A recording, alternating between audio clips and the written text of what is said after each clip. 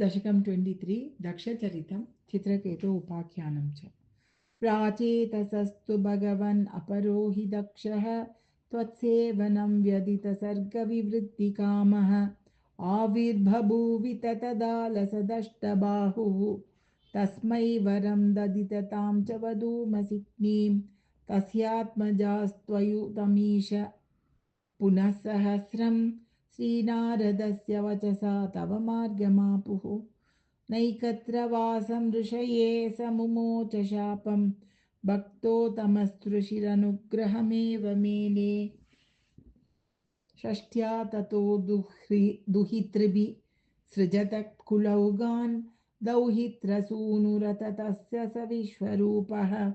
त्वत्सोत्रवर्मितम् अजापयत् इन्द्रमाजौ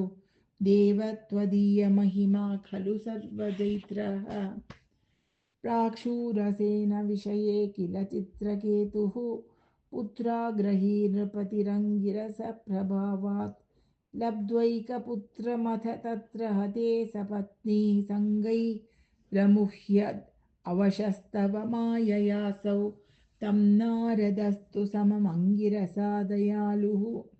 सम्प्राप्य तावदुपदर्श्य सुतस्य जीवं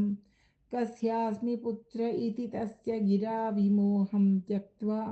त्वदर्चनविधौ नृपतिं न्ययुङ्क्ता स्तोत्रं च मन्त्रमपि नारदतोत्तलब्ध्वा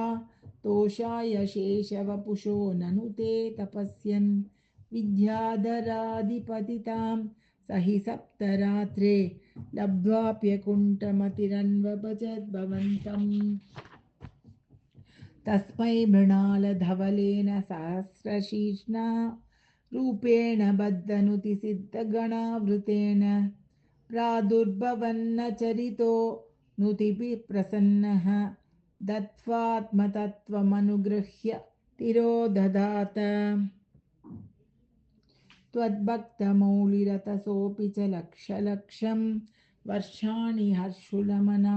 भुवनेषु कामं सङ्गापयन् गुणगणं तव सुन्दरीभिः सङ्गातिरेकरहितो ललितं चचार अत्यन्तसङ्गविलयाय भवत्प्रणुन्नः नूनं सरोप्य गिरिमाप्य महत्समाजे निःशङ्कमङ्ककृतवल्लभमङ्गजारिं तं शङ्करं परिहसन् उमयाभिषेपे निःसम्भ्रमस्त्वयम् अयाचितशापमोक्षः वृत्रासुरत्वमुपगम्य सुरेन्द्रयोधी भक्त्यात्मतत्त्वकथने समरे विचित्रं शत्रोरपि भ्रममपास्य गतपदं ते त्वत्सेवनेन दितिरिन्द्रवधोत्यतापि तान् प्रत्युतेन्द्रसुहृदो मरुतो विलेभे तुष्टाशयेऽपि शुभदैव भवन्निषेवा तत्तादृशस्त्वम् अव मां पवनालयेश श्रीकृष्ण शरणं मम गोपिका जीवनस्मरणं गोविन्द गोविन्द।